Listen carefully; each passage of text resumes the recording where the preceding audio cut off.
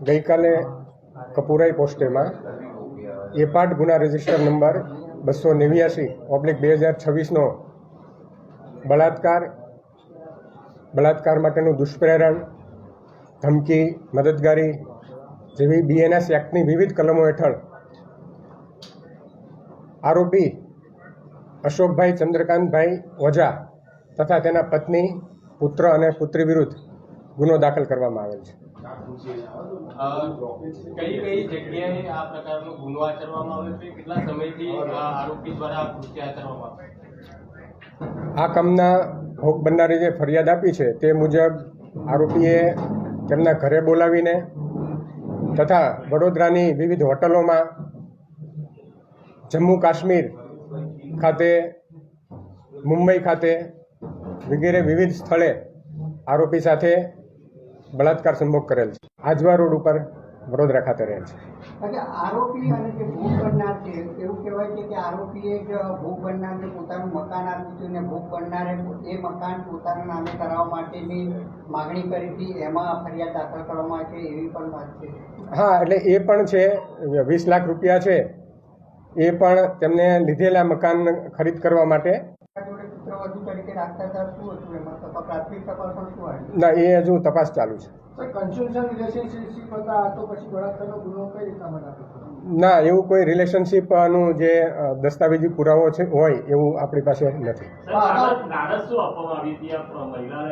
મહિલાને તેના પતિને ખૂબ સારો પગાર આપશે તેવી લાલચ આપી અને આ બળાત્કાર સંભોગ કરેલ છે.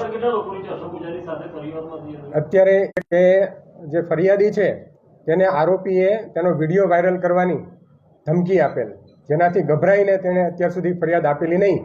પરંતુ થોડા દિવસ પહેલાં કંઈ આણંદમાં આ જે આરોપી છે તેના વિરુદ્ધ પણ ગુનો બીજો એક દાખલ થયેલો, તેવું ફરિયાદીને ધ્યાનમાં આવતા તેને હિંમત આવેલી અને આ ફરિયાદ ગઈકાલે નોંધાવેલ છે. દુષ્કર્મની પરિભાષા શું હોય છે? દુષ્કર્મ કેવી રીતે એને ગુનો ગણવામાં આવે? ફરીથી? દુષ્કર્મ જે છે એની પરિભાષા શું? દુષ્કર્મ એ જ કે જે ભોગ બનનાર છે હોવાની પણ શક્યતા હોય તો એ દિશામાં કોઈ તપાસ કરવામાં આવે? હા, દરેક દિશામાં તપાસ થશે. આ મામલામાં 4 આરોપીઓ છે: પતિ, પુત્ર, પત્ની અને પુત્રી. શું તમામની ભૂમિકા શું છે? કેવી રીતે માતા અને પુત્રીને પણ આમાં ફરી આરોપી બનાવવામાં આવે? બરાબર છે. જે પુત્રએ જે ગત માર્ચમાં બળાત્કાર કર્યો તેના અનુસંધાનમાં જે આ ભોગ બનનાર છે તેની માતા મોતીબેન છે તે તેના પિતાની સાથે આ જે ભોગ બનનાર છે તે વાત કરે તે રીતે અવારનવાર તેને ફોન કરતી અને પૈસાની પણ માંગણી કરતી.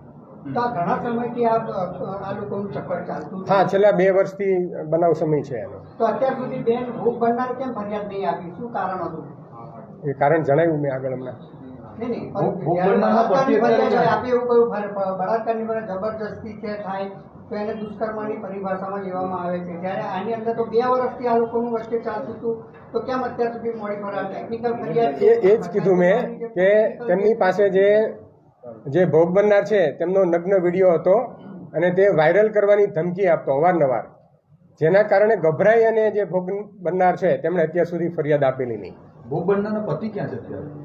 ભોગ બનનારનો પતિ છે એ એમના જણાવ્યા મુજબ છેલ્લા 3 વર્ષથી કોઈ જગ્યાએ જતો રહેલ છે બહાર, તેમના સંપર્કમાં નથી. સર, આમાં કઈ પુરાવા એકત્રિત થયા છે? કારણ કે વિડીયોની વાત છે.